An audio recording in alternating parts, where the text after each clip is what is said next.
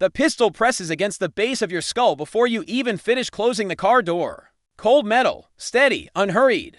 A man in the back seat speaks in a calm voice that sounds almost bored. Drive, you don't move. The street outside the Tehran apartment building is quiet. Sodium lights buzz above parked cars. Somewhere down the block, a motorcycle engine coughs and fades. The man behind you exhales. You have 10 minutes, he says. A phone screen lights up beside your steering wheel. A video feed. Your sister. She sits in a kitchen thousands of miles away. You recognize the yellow tiles. A mug sits in front of her. Her hands are folded the way she folds them when she's nervous. Behind her stands a man holding a pistol loosely at his side. 10 minutes, the voice repeats. Or she disappears. The pistol presses harder. Drive, you start the car. The engine hums under your hands. You pull into the street without looking back. The man in the rear seat doesn't raise his voice. He doesn't rush you. The gun remains steady against your head as if it belongs there. Tehran at night feels colder than it should. Street vendors are packing away carts. Neon pharmacy signs flicker. A taxi slides past, its driver staring straight ahead. Your phone buzzes again. A map appears. One location. A warehouse near the industrial edge of the city. You'll arrive in 8 minutes, the man says. You don't ask how he knows.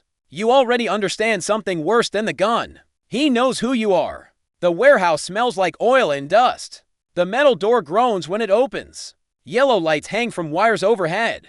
Shadows stretch across concrete floors. 2 men wait beside a steel table. On the table sits a laptop, and a man tied to a chair. His face is swollen, one eye half closed. You recognize him instantly.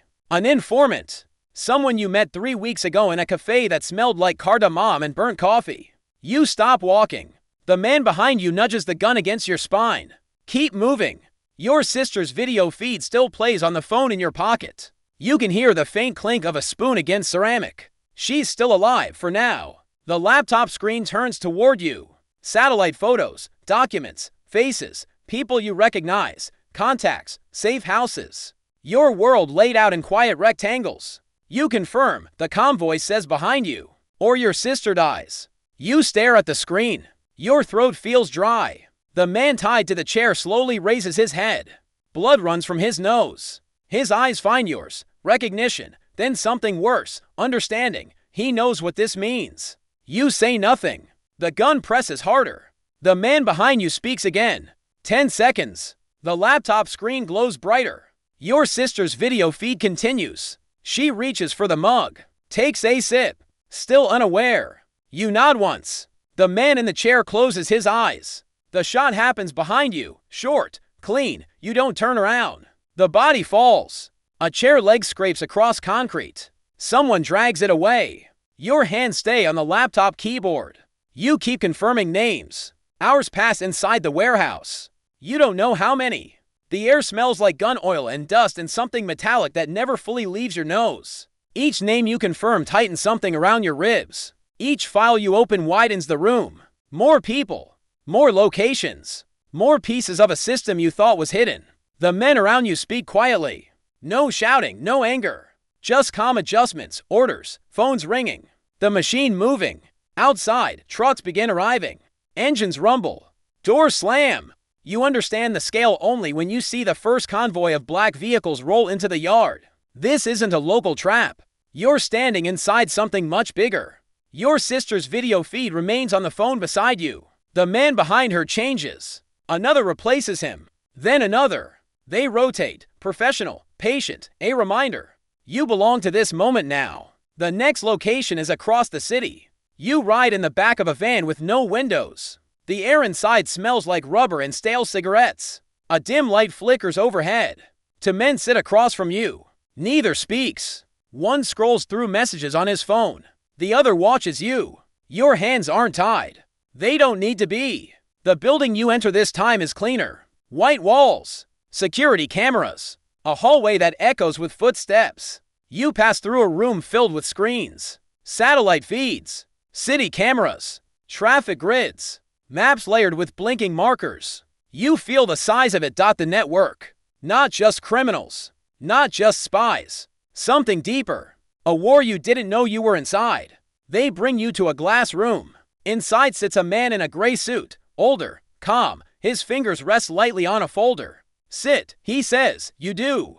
The folder slides across the table. Inside are photographs, operations, names, failures, successes. Your entire career compressed into paper. You've been useful, he says. Tonight you'll be more useful. Your phone vibrates. The live feed shows your sister again. She's crying now. Someone told her something.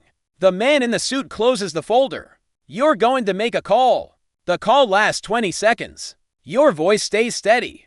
You say exactly what they tell you. A meeting location. A false reassurance. A lie that pulls someone you respect into a trap. When the call ends, you set the phone down slowly. The man in the suit nods once. Outside the glass wall, people begin moving quickly. Vehicles starting. Radios buzzing. A raid forming. You realize something then. You didn't just betray one man. You just opened a door. The chaos begins without warning. A blast shakes the building. Glass cracks. Alarms scream. Men shout in 3 different languages. The lights flicker. Smoke pours down the hallway. Someone yells. Ambush! Gunfire erupts somewhere beyond the walls.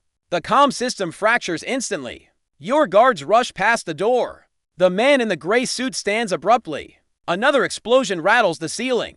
Concrete dust falls across the table. You sit frozen in the chair. For 1 second, 2, then the door bursts open. The hallway is full of running men. Some bleeding. Some shouting. Some dragging equipment. You move with them. No one stops you. No one even notices. Outside the building, the night has turned violent. Flashes of gunfire. Vehicles burning. A helicopter circling low overhead. You run across the parking lot with a crowd of strangers who all look equally terrified. A man grabs your arm. Inside, he pulls you into a truck. The engine roars. The truck tears away from the compound just as another explosion lights the sky behind you. Inside the truck, no one speaks. Smoke seeps through the air vents. Your ears ring. Someone beside you presses cloth against the wound in his leg. Blood drips onto the metal floor. The truck speeds through dark streets. The driver never slows. The city outside keeps moving. Cars, shops, pedestrians who have no idea what just erupted to districts away. Your phone buzzes again. The live feed reconnects. Your sister is still there, but the man behind her has changed again. This one smiles faintly. Good work, he says through the speaker. The truck hits a pothole. The wounded man beside you stops breathing. By morning, you're in another building. Another room. Another chair. The windows are covered. The air smells like disinfectant. A television plays muted news coverage. Smoke rising over an industrial district. Officials speaking. Words like asterisk terror attack asterisk scrolling across the screen. No mention of you. No mention of the warehouse. No mention of the names you gave. The man in the gray suit enters quietly. He sits across from you. Your phone lies between you on the table. Your sister's video feed continues, alive, still breathing. That was unfortunate, he says calmly. Your side attacked early. You stare at him. My side, you ask. He shrugs slightly. Labels are flexible. You understand something then. The trap never ended. You didn't escape it. You simply moved deeper inside it. The man in the suit slides another folder across the table. Inside are new names, new faces, new locations. Your sister sips from her mug again on the screen. The man behind her adjusts his grip on the pistol. The gray-suited man folds his hands. You continue, he says, or she stops breathing. You look at the folder, then at the screen, then at the floor. Somewhere outside the building, a siren wails. The system resets. A new operation forming. A new chain beginning. You pick up the pen. Across the table, the man nods. Somewhere far away, another door is about to open. Another person is about to answer a phone. Another trap beginning to close. You sign the first name. The story is fiction. The system it mirrors isn't.